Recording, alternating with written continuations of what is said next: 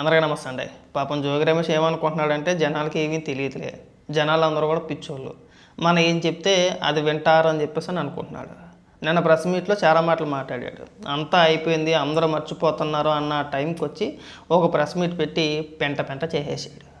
ఉన్న పరువు కాస్త జోగి రమేష్ తీసేసుకున్నాడు. అంతకుముందు ఈ జోగి రమేష్కి సంబంధించిన వీడియోలు అంటే వాళ్ళ ఫ్యామిలీ వీడియోలు ఏవైతే బయటకు వచ్చినాయో అవి ఎంత వైరల్ అయినాయో తెలియదు, కానీ నిన్న జోగి రమేష్ ప్రెస్ మీట్ పెట్టిన తర్వాత మాత్రం విపరీతంగా వైరల్ అవుతున్నాయండి.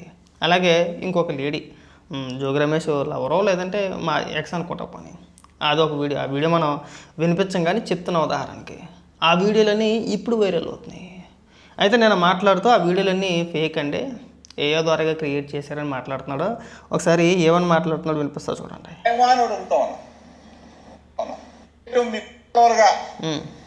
ఫేక్ వీడియోలు, ఫేక్ ఆడియోలు ఏఐ ద్వారా సృష్టించి సిగ్గుండాలి అలా అలవాయి చెప్పో కానీ అవి ఏ వీడియోలు ఏంటి?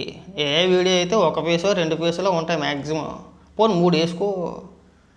మీ వీడియోలు ఏవైతే ఉన్నాయో అందులో నువ్వు, మీ ఆవిడ, మీ కొడుకు, మీ చిన్న కొడుకు, మీ చుట్టాల, మీ పట్టాలు, అమ్మాయి తరపున బంధువులు, అమ్మాయి వాళ్ళ తండ్రి, ఇలా అందరు ఫేసులు ఏ వీడియో ద్వారాగా తయారు చేసి వదిలేస్తారా?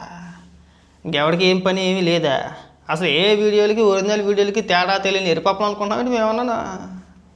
అసలు నీ కుటుంబ వ్యవహారాల గురించి మేము మాట్లాడే ఉద్దేశం కూడా లేదు.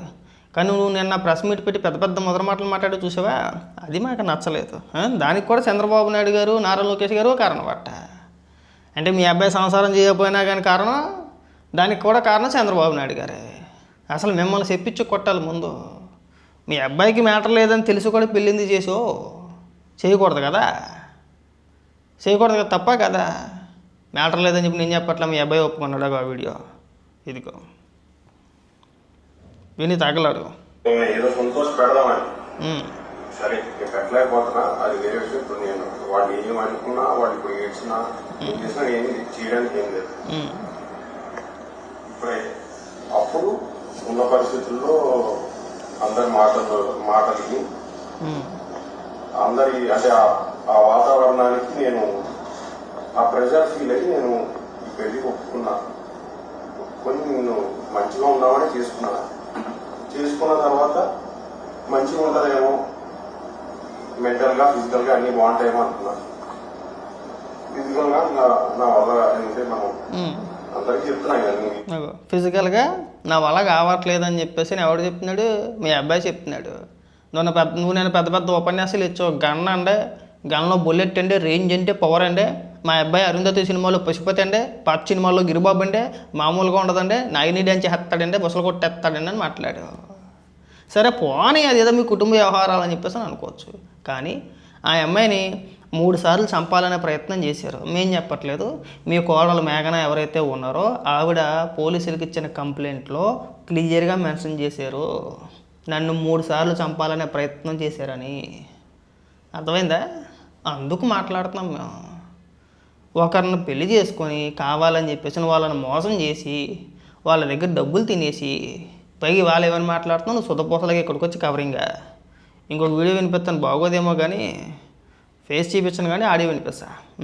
ఇగో విను, మీ అబ్బాయి బాగోదు. 4-5 టైమ్స్ అంటే నేను ఎట్లా నమ్ముతా? ఎందుకు అని అంటే సెక్షువల్లీ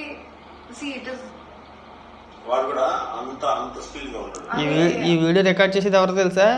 మీ మేఘన, మీ కోడలు. విని తగలడు తరించు.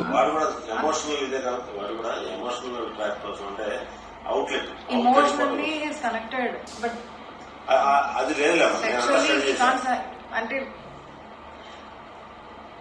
చెప్పమ్మా. తను మెచ్యూర్ లేదు కదా, అంత ఈజీగా సాటిస్ఫై చేయడం కష్టం అతను.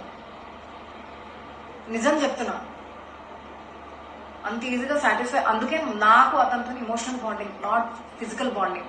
రైట్, ఎవరి మీద. అది మీ అబ్బాయి దేనికి పనికిరాడని చెప్పేసి అని ఎవరు చెప్తున్నారు? మీ అబ్బాయి ఎక్స్, పేర్లు అప్రస్తుతం కానీ చెప్తున్న ఉదాహరణకి. తప్పు కదా అది. మీరు పెళ్ళికి ముందు క్రైస్తవులు అని చెప్పలేదు, హిందువులుగా నమ్మించి పెళ్లి చేసుకున్నారు. సరే పోనీ ఏదో జరిగితే జరిగింది, మతందే ఉందలే అనుకోవచ్చు మనం కాసేపు. ఆ అమ్మాయి ఏదో ఆ అమ్మాయి తోటి పూజ చేసుకుంటుంటే వెళ్ళి అగరబత్తులు వెలిగితే శవం కాలని కొంపొస్తుందని చెప్పేసి మనం అవహేళనగా మాట్లాడడం, 3 సార్లు చంపేసే ప్రయత్నాలు చేయడం, మరి వీటన్నిటిని ఏమనాలి? ఇంకెక్కడైనా సరే ఇలాంటి పిచ్చి పిచ్చి మాటలు మాట్లాడడం మానేస్తే బాగుంటుంది. మన భాగవతాలు అందరికీ తెలుసు. ఇగో ఈ వీడియోలు ఏ వీడియోలే చూడు, ఎవడో నమ్ముతాడా?